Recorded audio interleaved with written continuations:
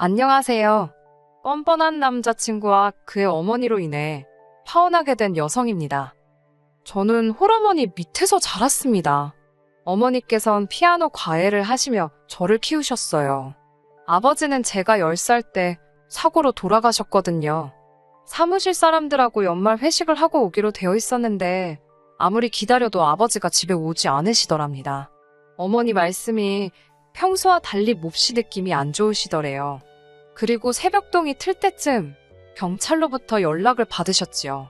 남편이 교통사고가 나서 지금 병원에 있는데 상황이 좋지 않으니 빨리 오라고요. 어머니는 그때도 설마 그게 마지막일 거라곤 생각하지 못하셨답니다. 그래서 절 데려가지 않으셨대요. 하지만 아버지는 결국 일어나지 못하셨고요. 운전자 말에 의하면 술에 취한 아버지가 도로가에 누워 있었답니다. 게다가 실제로 아버지와 같이 일하던 몇몇 직원들이 아버지가 맥주를 드시는 걸 봤다고 증언하면서 상황은 운전자에게 유리해졌지요. 무엇보다 벌써 20년도 넘은 이야기입니다. 그때는 지금처럼 시스템이 잘 갖춰져 있지 않았기 때문에 정확히 어떻게 된 상황인지 알기가 어려웠어요.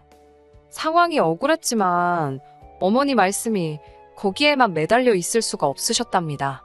갑자기 아버지가 돌아가셨으니 먹고 사는 걱정이 더 컸다고요. 결국 어머니께선 피아노 과외를 그만두셨고 외할아버지의 도움으로 작은 호프집을 여셨습니다. 재산이 꽤 있으셨던 외조부모님께선 둘째 딸인 어머니를 불쌍히 여겨 어떻게든 도움을 주시려고 했대요. 하지만 이 사실을 눈치챈 이모와 삼촌들이 난리가 났었다네요. 남편 죽은 게 자랑이냐고 재산을 거기다 몰아줄 생각을 하느냐고요. 그랬다간 당신들은 연을 끊겠다고 협박까지 하고 들었으니 외할머니와 외할아버지도 어떻게 달리 방법이 없으셨겠지요. 그나마 두 분이 이모와 삼촌들을 어르고 달래서 어머니께 호프집이라도 해주실 수 있었다고 들었습니다. 그렇다 보니 제가 외가 친척들에게 기댄다는 건 상상하기 어려운 일이었지요. 잘할 수 있을까라는 우려와 달리 호프집은 문전성시를 잃었습니다. 당시 저희 어머니께선 당신만의 특제 소스를 찍어 먹는 꼬치구이를 판매하셨는데 이게 대박을 쳤거든요. 덕분에 10평 남짓으로 시작한 호프집은 금세 2배 이상으로 커졌고 지점도 2개로 늘었습니다. 호프집을 한 지 4년 만에 어머니는 외할아버지에게 받은 도움을 모두 갚으셨고 10년 차에는 집을 사셨어요. 30평대에 새로 지어진 아파트였지요. 그리고 이사를 한 첫날 밤 제가 본 건 혼자 소주를 드시던 어머니의 모습이었습니다. 훌쩍훌쩍 아버지 사진이 든 액자를 앞에 세워두고 혼자 말없이 소주만 들이키셨지요. 그런 어머니께선 정확히 집을 사고 2년 만에 세상을 떠나셨습니다. 장사 준비를 하시다 쓰러지셨는데 몇 시간 만에 발견이 되셨거든요. 손도 못 써보고 그렇게 보내드렸습니다. 제 나이 22살이었고 그렇게 완전히 혼자가 되었지요. 물론 외할아버지와 외할머니께선 이 딱한 것을 어쩌냐며 이젠 당신들이 제 부모가 되시겠다 했지만 극구 사양했습니다. 저도 어엿한 성인이었고 무엇보다 이모나 삼촌들에게 시달릴 걸 생각하니 차라리 혼자가 낫지 싶었거든요. 하지만 그때부터 저는 우울증을 앓게 되었습니다. 제 발로 병원에도 가고 했지만 별로 도움이 되는 것 같지 않았어요. 어머니가 운영하시던 가게에는 발도 들이기 싫더군요. 어머니의 차가운 마지막이 자꾸 생각이 났으니까요. 결국 어거지로 반년을 끌고 오다가 전부 다 정리했습니다. 그 사이에 저는 대학도 졸업했어요. 어머니가 돌아가신 해부터 성적 관리가 전혀 안 돼서 취업은 물 건너간 상황이었습니다. 그리고 취업을 한다고 해도 이 상태로 일을 제대로 할 수 있을 것 같지도 않았고요. 고민 끝에 어머니 가게를 정리한 돈으로 작은 카페를 열었습니다. 하지만 제 우울증 증상은 도통 나아지질 않았고 친구들은 이런 저를 딱하게 여겼습니다. 그러던 어느 날 한 친구가 저에게 술이나 마시자고 연락을 해왔더라고요. 어머니까지 돌아가신 이후로 사실 종종 혼술을 마시곤 했습니다만 결국엔 외로움만 더 커지더라고요. 그래서 술을 멀리하던 중이었는데 친구 말로는 여럿이서 마시면 좀 다를 거랍니다. 사실 그 무렵에는 제 우울증이 정점에 이르던 시기였습니다. 어떻게든 혼자 있는 시간을 피하려고 노력하던 때였지요. 그래서 나가게 된 자리였습니다. 저를 포함한 5명이 있었는데 그중 유난히 한 사람이 저에게 관심을 표현했습니다. 지금의 제 남자친구였어요. 남자친구는 저보다 8살이 많았고 그래서인지 또래들과 달리 어른스러운 사람 같았네요.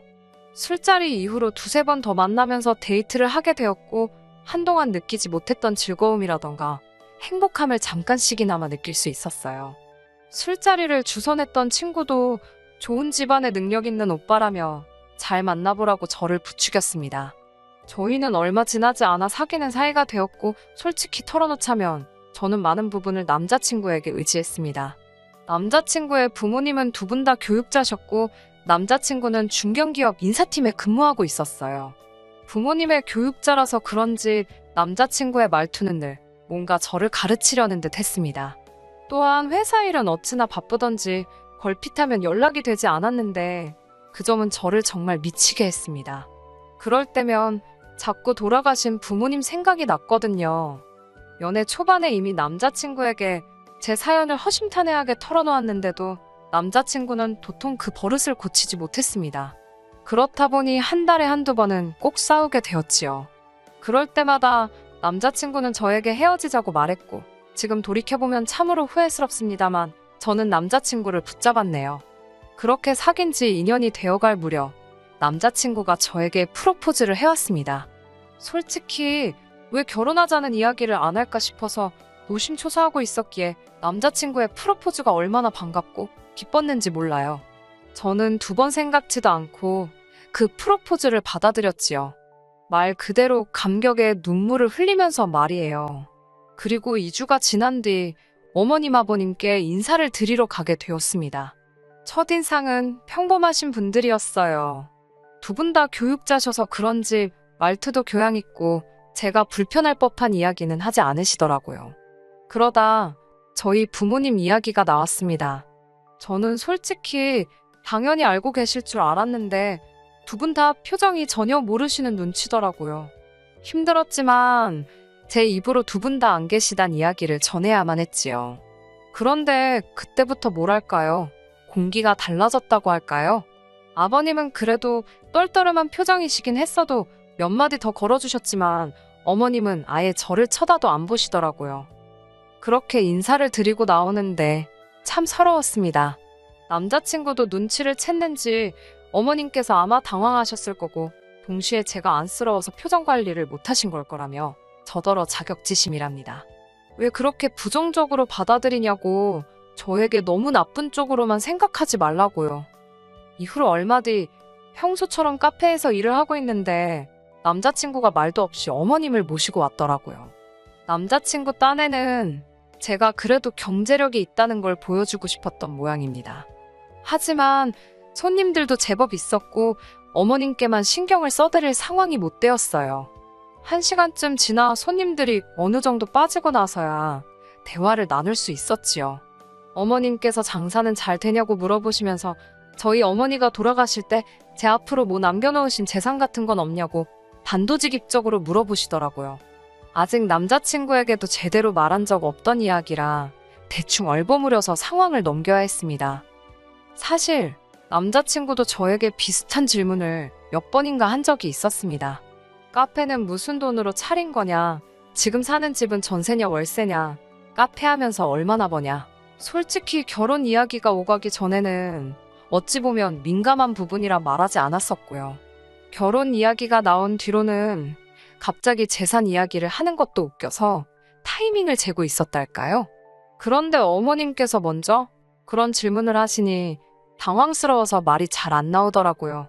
그래서 의도치 않게 얼버무리게 되었지요. 그런데 제 대답이 어머님께 탐탁치 못했던 모양입니다. 다시 저에게 한마디도 하지 않으셨으니까요. 이후로 한 달쯤 지난 추석이었습니다. 남자친구 집은 1년에 6번 제사를 지낸다고 들었거든요.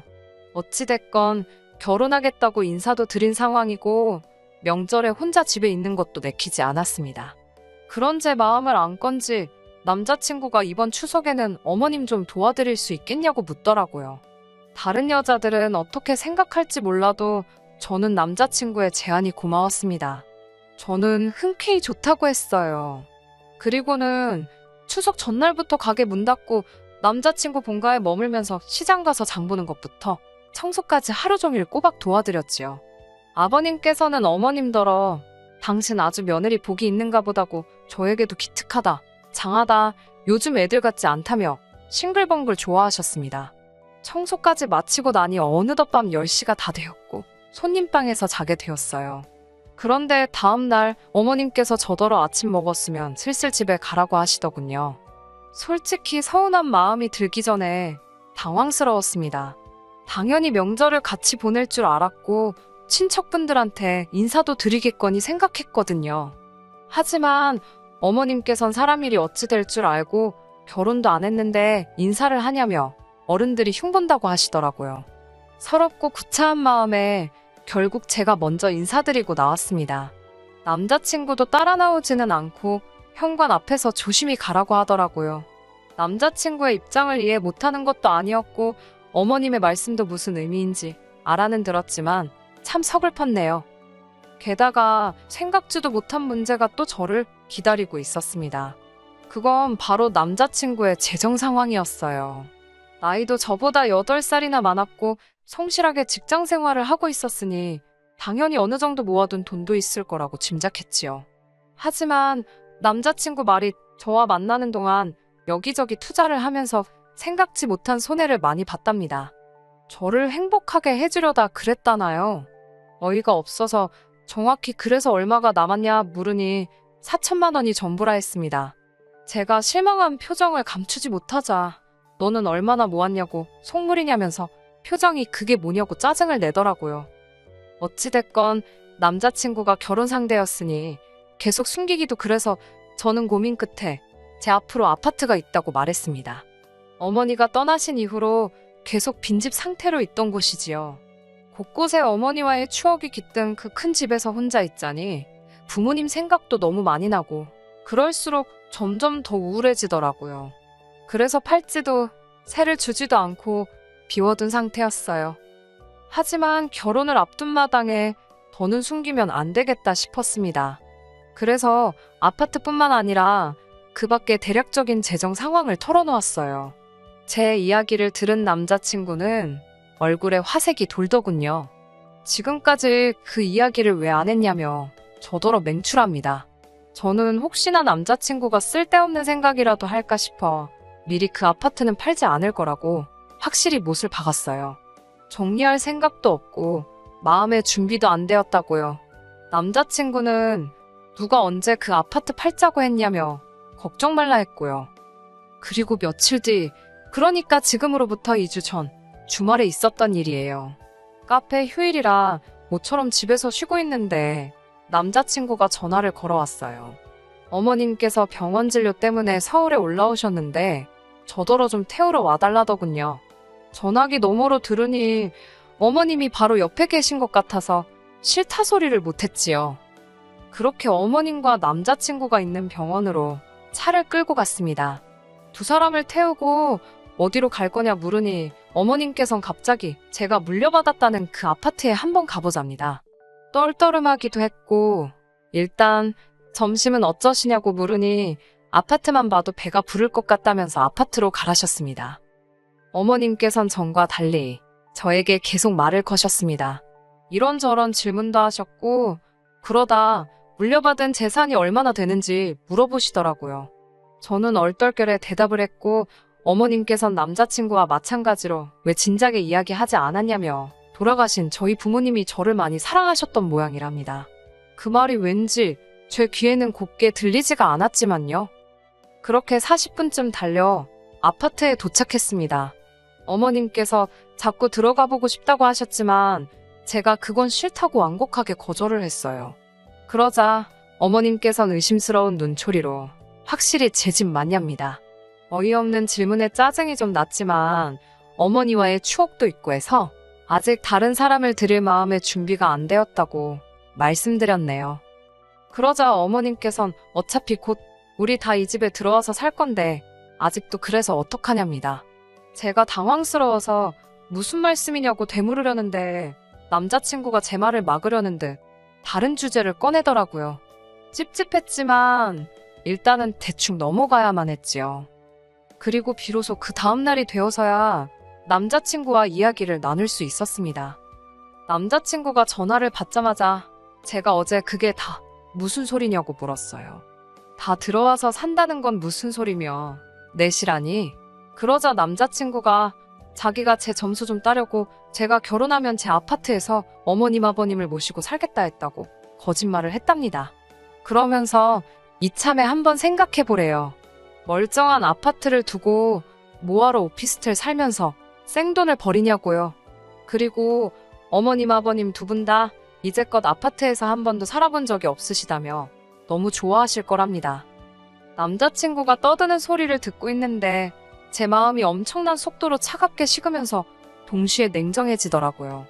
갑자기 제가 물려받은 게 있다는 이야기를 듣고 다정해지신 어머님이 솔직히 어이가 없었고 자기 멋대로 거짓말을 해놓고선 절 설득하려 드는 남자친구도 한심해 보였지요. 저는 남자친구에게 이렇게까지 해서 할 결혼인지 모르겠다고 다시 생각해보자 했습니다. 그러자 남자친구는 자기가 판을 다 깔아놨는데 뭐가 문제냐고 따지더군요. 비로소 당당히 허락받고 결혼할 수 있게 되었는데 저더러 정신 차리라나요. 저는 지금 아주 멀쩡하다고 진심으로 헤어지자 했네요. 남자친구는 어이가 없다며 못 들은 걸로 하겠답니다. 그러면서 저더러 어머님 입장에서 생각해 보래요. 아들 다 키워놨더니 부모도 없는 여자랑 결혼하겠다고 드는데 속이 안 상하겠냐고요.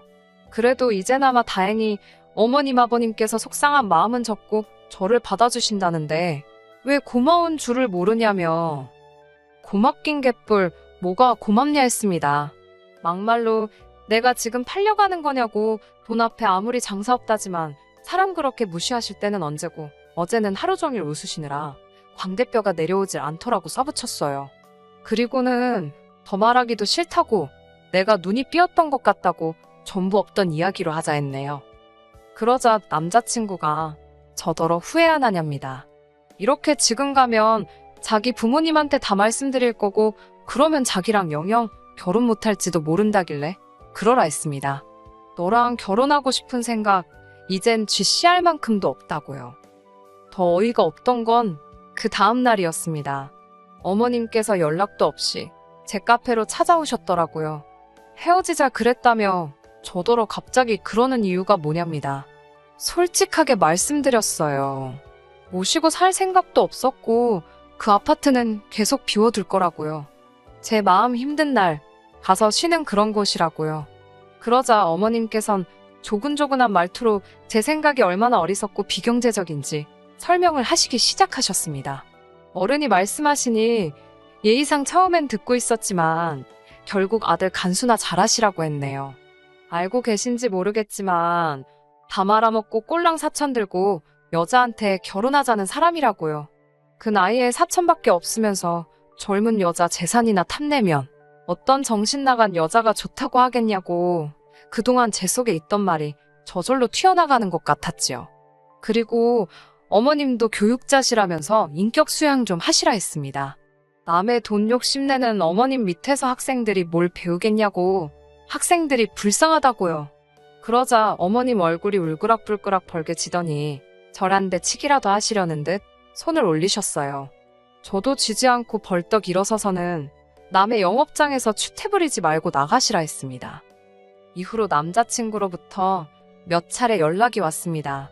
울었다 웃었다, 사랑한다 했다가 가만 안 둔다고 했다가 결국 지금은 잠잠해진 상황이에요. 헤어졌다는 사실을 받아들인 거겠지요? 흉흉한 세상이라 당분간은 몸조심하면서 지낼 생각입니다. 어떤 사람이건 간에 원래 눈 돌아가면 무슨 짓을 할지 모르잖아요. 카페도 당분간은 쉬면서 여행이라도 다녀올 생각입니다. 끝까지 들어주셔서 감사합니다. 오늘의 사연은 여기까지입니다. 구독과 좋아요, 알람 설정 부탁드리고 더 좋은 사연으로 다시 찾아뵙겠습니다. 감사합니다.